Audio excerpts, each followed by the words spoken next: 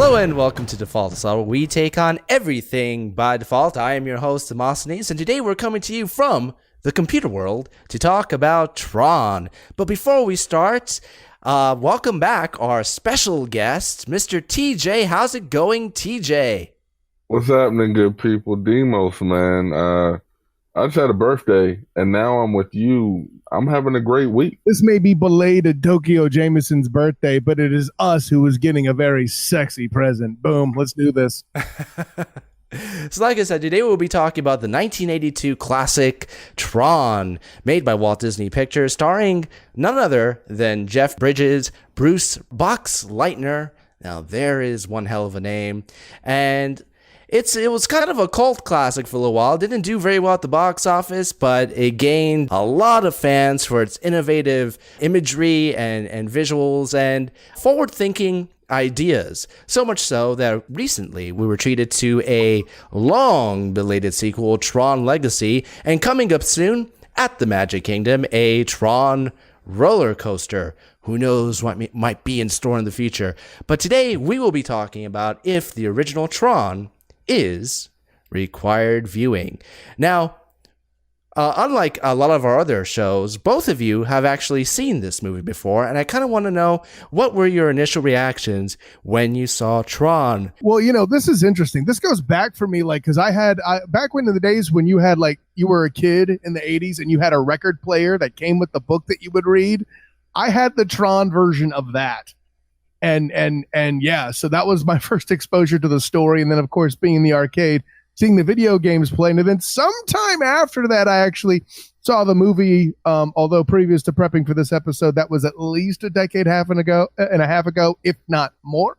So being exposed to it again made me realize that this is a movie of moments. And it felt like it was kind of incomplete. It's in a unique place to where it tells you just enough to where you would almost have to be technically inclined to understand a lot of it already, that it's just like, how many people actually know what a bit is? Granted, it's a lot more now than it was in 1982, perhaps, but it's in that unique place where its main audience would have best understood it around, let's say, the late 80s, early 90s, when that started to become common knowledge. But now it's starting to fall off again, I would think, because that common knowledge of technology is speaking to obsolete technology and method. It's a very strange place for that movie to be.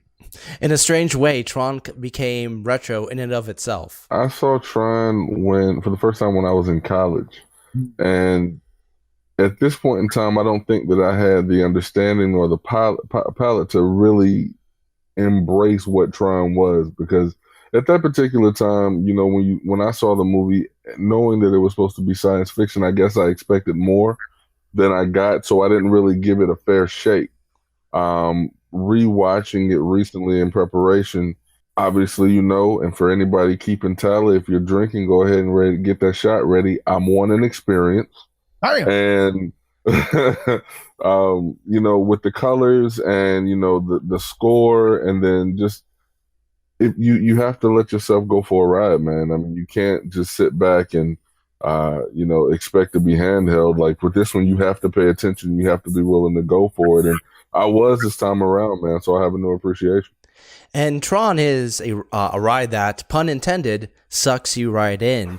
Now, when you guys saw this film, did it kind of surprise you that this was a Disney film? Of course, in the early 80s, Disney was kind of experimenting with different types of film, like with Black Hole and Something Wicked, This Way Comes, Watch in the Woods. They were kind of, the company was struggling, so they were reaching out to try to see what might grab hold an audience's attention. But did it surprise you that this is Disney? Not me. It's Tomorrowland as hell, right? Does anybody else get that vibe? It was Disney as bleep, if you ask me. Granted, I have the advantage of Captain Hindsight fighting along with me, 30 plus years later, damn near 40 actually. But the punchline being, this has a Tomorrowland vibe, certainly much more than the People Mover. Where the is my light cycle? Seriously. I either want one parked out in the friggin' driveway, or you better have some way to get me in a simulation to drive one, but I want that shit. right now. Well, the Tron roller coaster is going to be a light cycle coaster.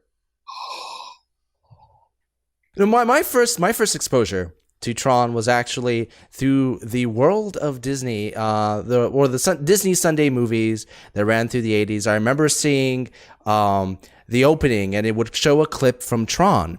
Now, Tron is very idiosyncratic in its visuals. It's unlike anything, at least anything released at the time. It was very, very unique. I think the only film that, and I hesitate bringing this up because it's really incomparable, but maybe the beginning of the original Dawn or Superman, where their Krypton captures a little bit of the rotoscoping type of effect that Tron had. But that aside, it was very visually unique. So any clips of it, compared to other films, stood out like mad. I saw this as a kid. I'm like, what is this? This looks incredible. Then I saw the film. Yeah, right. Can we talk about anything, any scene involving the identity disc, just at all?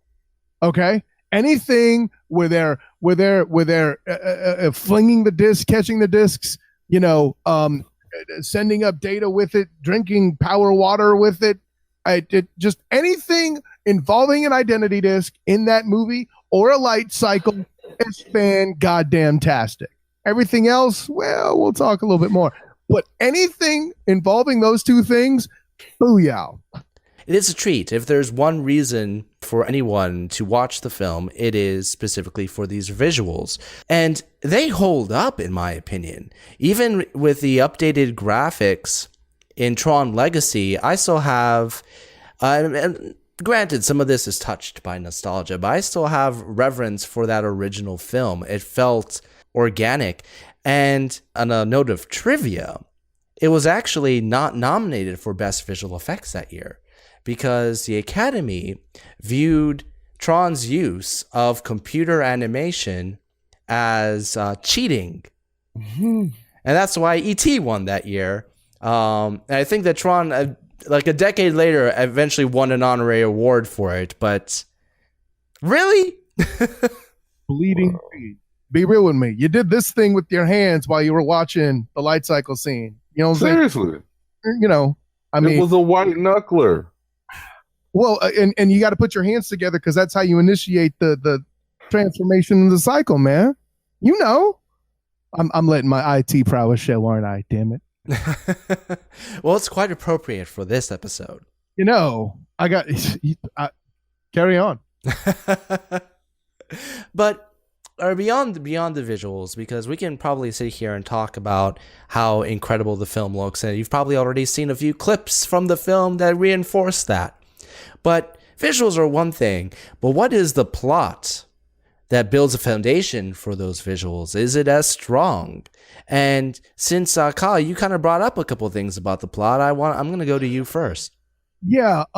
First of all, like, this movie wastes no time. It's like, oh, hi, I'm here, and blah. Oh, guess what? You could probably tell because he's got a deep voice and was one talking to the evil sounding computer that's the main baddie. Oh, look, we're not going to let you do stuff. You don't know anything about how people get in line to run computer programs nowadays, whether they have cards or magnetic reels. You don't know how you have to reserve time on a server. You don't know any of that, but hey, they can't run their stuff. That's all we're going to tell you. Hey, look, we're going to be able to actually take matter in and out. Sure, we'll make something disappear, but we're not going to show you reappear till the very end of the movie. Ha ha, suck it. Oh, by the way, a bit. You know what a bit is? No, you don't. Yes, you do. Great. I just explained it for you more than the movie did. Come on. Listen, I haven't seen this many missed opportunities since the last time I listened to a System of a Down song, okay? I don't. This movie should have been so much better. I felt the same way. I felt that the film, especially the beginning and a lot of sections towards the end, felt very disjointed. It really felt like there were pieces of scenes missing.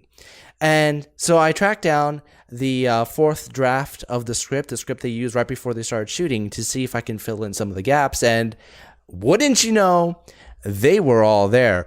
The one scene that Kyle referenced, the initial test of the laser that eventually sucks Jeff Bridges into the film, was being tested on a orange. in the film. In the script, it was a crystal sphere, but that's not important. So they digitize it, and then they rematerialize it. So the script actually says that the film doesn't show it, maybe a limitation of the budget. The problem is that all these setup dialogue and the jokes that follow after about being sent and rematerialized to Hawaii doesn't make any sense if you don't establish that it can rematerialize you anywhere, or that it can rematerialize you. Because it really just stops short at just digitizing. And we're using that as just one example. But there are a lot of scenes in the script that do fill out the holes. The entire beginning is laid out in a way that makes much, much more sense. For example, there's a scene at the beginning of the film where you have two programs in a cell, and they're talking to each other. Okay, I guess it kind of introduces you to Ram, one of the minor characters in the film. But in the script, that was the scene where they actually introduce you to Tron and explain why he's trapped on the game grid. So without that, it really just feels like it's almost there for no reason and with no explanation to what the hell you're seeing. So the end product ends up being a little bit of a missed opportunity, and it's a little bit more tragic because all the building blocks were there. It's hard to debate when you lay it all out like that, Demos. He did just like drop the mic on that one, and I have to go now. Yeah, I mean, great episode. Have a good night, everybody. The thing that I felt about this movie, and it might not necessarily be the most popular thing, but the way that they did it, I feel like it would have been better off as a show. I feel like they could have done a lot more with it if it were a show. No disrespect, no shade thrown at Disney, but this one just based on the way you did it, because I feel the same way about the Fantastic Four movies. I feel like, the way they did it would have been better off as a show. But this one in particular, I think that, based on the way they did it, and I love Jeff Bridges. I mean, that's my dude. Arlington Road for life. I feel like it would have been better off as a show just based on the way they did it. Hey, listen, with that take, I got to tell you up front, the dude abides. If we're going to drop Bridges things here, I'm just saying. I think it's perfect that TJ, that you suggested that this should be a TV show, because on last week's episode, Kyle and I briefly talked about a TV series known as Reboot, which was literally about computer programs entering games and competing. An early example of a computer-generated CGI animated television show, which, oddly enough, they're going to be rebooting now. So yes, we're getting a reboot. We live in this kind of world. Reboot. That's what's up. Just call it Reboot Legacy. Nice. Well, hey, if I put on another pair of footwear, would that be a reboot? I'm just asking. Oh, Christ. If I'm there's a joke I'm going to be editing out. Thank you, Kyle, for one. If I'm in Britain and I put a new trunk on my car, is that a reboot? What about that? What if you're in Canada and you're asking about it? So what a boot to boot? Oh. What's that a boot? I don't know. What's that a boot? Did you just reboot me? Yeah, I did, hoser. What you gonna do? That's oh my God. Moving on. So we agree that the visuals are fantastic and that the plot leaves a little bit wanting. Would you make the argument that the visuals are strong enough to hold together and make this a good experience? Are they strong enough on their own to fill in those gaps? No. Oh my God. You better have that clip for 2019's release, okay? I'm just saying. I say that reluctantly because, like I said, I really want to watch this film. I love science fiction, and I like the ride that it took me on. I like the colors; it's beautiful, but I have to look at something as a whole, and I can say, "Hey, man, that movie had an awesome score, but it sucked."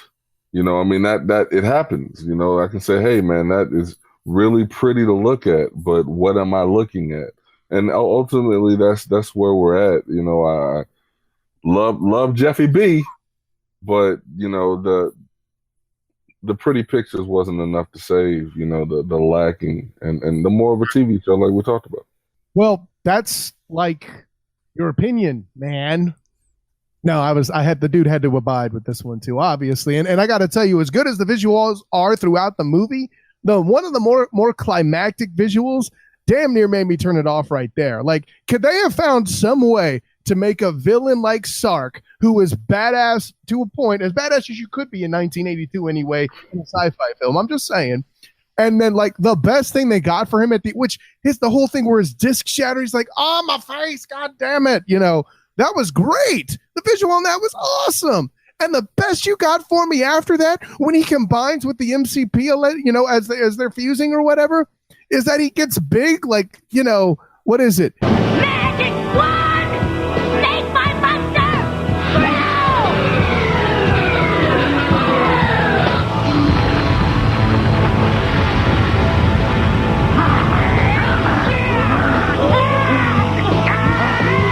Well, you got David Warner playing him, and David Warner, he has been the single reason why a lot of really, really bad movies gain at least half a star, because he can elevate the crappiest material just through his dynamic voice.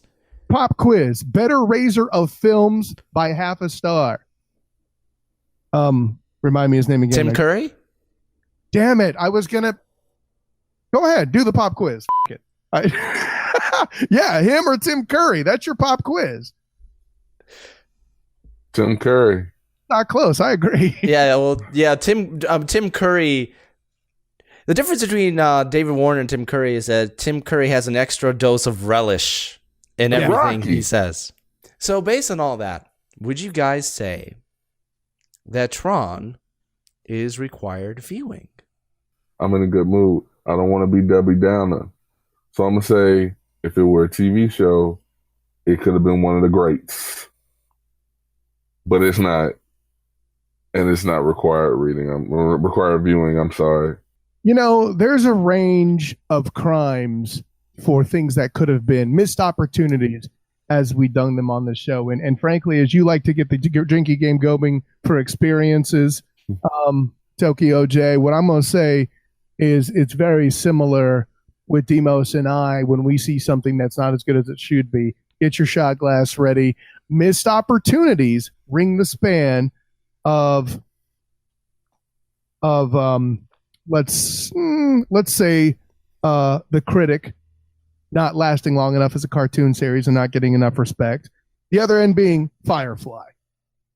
It's not as big a crime as Firefly, but it's more of one, let's say, than the failure of Disney's Black Hole, which is a whole other thing I think is problematic. I'm surprised we haven't talked about the score of this movie yet. It does very much sound like a video game, as it should. People might find it cheesy or bad, but I have to tell you, coming from a time 30-something years later where our version of movie scores is, this certainly beats the shit out of that. But yeah, listen, if you want to consider yourself a sci-fi historian, you got to see it. Other than that, cinephiles, you could do without it, but I got to tell you, with something we're going to sample soon, if Ready Player One can't hop over this bar, somebody tell me now so Demos and I don't waste our time with it. I'm just saying. Ready Player One, since you sprinkled that out there, you got my attention now. You piqued me a little bit. That it has to be better than Tron Legacy. And I thought Tron Legacy could have been better. But if you're going to go with a video game feel and you're not The Wiz, then you definitely got to be better than Tron Legacy. So and just based on the trailers and the actors that I've seen in it, I feel like it's going to be better than what we saw with Tron Legacy. So I feel like it's got a shot. I'm excited to see it.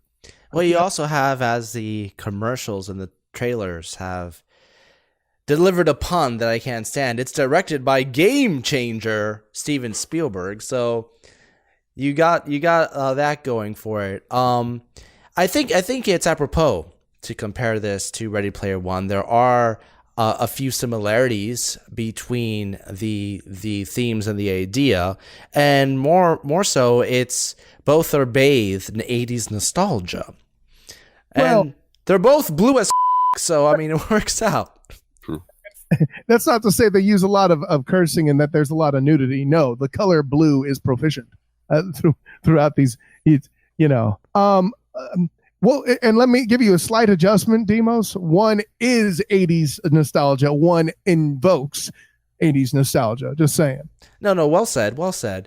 As far as I'm concerned, when it comes to whether or not TRON is required viewing, I will say this. And Kyle, I am not going to be using a foundation argument. You're welcome. Put my shot glass away. It is beautiful to look at. I definitely recommend it as far as anybody who's interested in special effects or the evolution of special effects, or moreover, it kind of represents the cinematic birth of computer animation and CGI. This was a very innovative film, and like another required viewing we already discussed, Blade Runner, this is a film that is remembered, and we still feel its influence today based a lot on the visual style. There was nothing like TRON before TRON, and today films of that ilk tend to be influenced by. There are little shades of TRON in a lot of sci-fi films that we see today.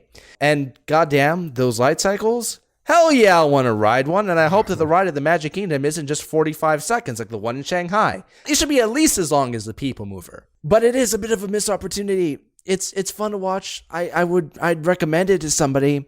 But is it a required viewing? Gentlemen, I cannot say that it is required viewing. But if you want to see a younger version of the dude, hell, this is your opportunity. Should abide. That's right. What do you guys think? What are your thoughts about TRON? Love it or hate it? Do you think it's recommended viewing? And if you haven't seen it, well, check it out anyway. Let us know in the comments below. Make sure to like and subscribe, and follow me on hilaritybydefault.com for weekly movie reviews and a lot of other fun stuff. Follow me on Twitter at DefaultHilarity, and on Facebook, Hilarity by Default. TJ, thank you for joining us yet again. Where can we find you? You all can follow me on Twitter at TOKEOJ. Every Tuesday, Wednesday, and Thursday, I'm talking shiz, and starting next week, Tuesday night, Kyle Nash and myself are going to be bringing that dinner time. I'm excited. Of course, you can find me on Twitter at TheSOTG. You can find me on Facebook as the Student of the Game. And folks, as we're recording this, just dropping is the latest edition of the Sports Fan's Guide to Nerd Culture, where I tell you why NFL quarterback Russell Wilson is like your friendly neighborhood Spider-Man. Oh, snap. Huh? Yeah, see? I got you. I like it. So there you go. Hey, I mean, listen, you'll like it even more if you read it. I even find a way to get a little J. Jonah Jamison action in there. Don't front on that. Of course, you can check that out both on hilaritybydefault.com and ngsesports.com. And check me out Tuesday nights as well, leading into dinner time with my man Big TJ. I will be doing the NGSC Sports Weekly with Fax, Shaq, Krosky, doing the sports thing, trying to let you guys know, hey, it might not be NFL time, but there's still plenty of time for sport on the NGSC Weekly. I'll let you, boy. Demos. Sounds awesome by me. And make sure to check us out every Thursday night on Default Assault, where life is hilarious by default.